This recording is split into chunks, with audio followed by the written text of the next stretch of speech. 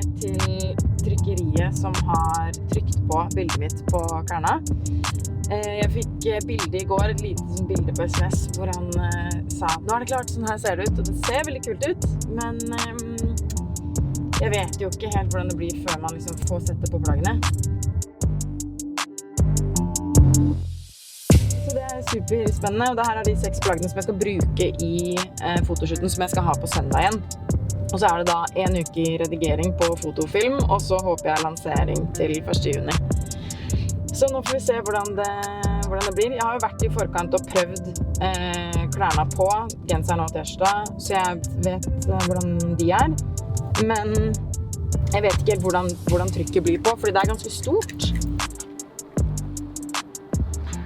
Hei, Thea Smenger. Nå står jeg på utsida.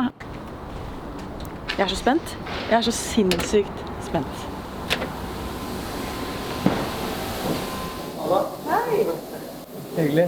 Nå har jeg lagt det klart her. Vilt! Og vi har... Jeg synes kanskje da... Jeg lurer på om jeg synes det litt lite. Da gjør vi det større. Kanskje ikke så mye speil her, si? Jo, vi har noe. Dere har det? Trykket som foran her, som dere ikke får se, det det første bildet jeg tok som gjorde at jeg skjønte at ok, det foto jeg har lyst til å drive med. Så det bildet ganske spesielt på mange måter.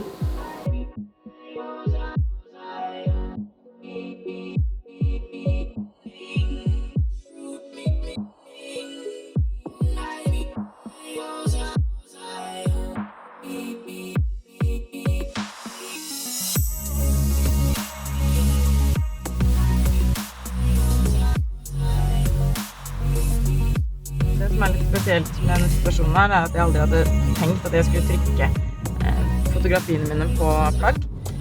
Men jeg skulle egentlig ha hatt min debut-fotoutstilling nå i juni.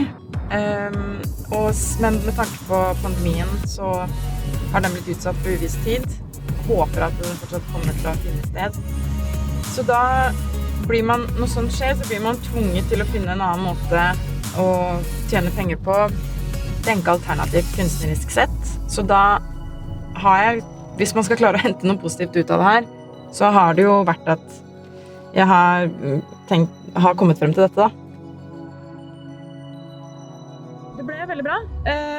Veldig moro, men vi har et par endringer. Vi må øke lengden fra 26 cm til 29, og så må vi heve den opp litt nærmere halsen. Men det bare detaljer som jeg blir veldig spesifikk på, fordi det mitt bilde. Men alt i alt så blir dette veldig spennende, så jeg kjempeglad. Nå det shoot om 3-4 dager. Så ja, nå skjer det. Jeg må jo ut med en viss risiko for å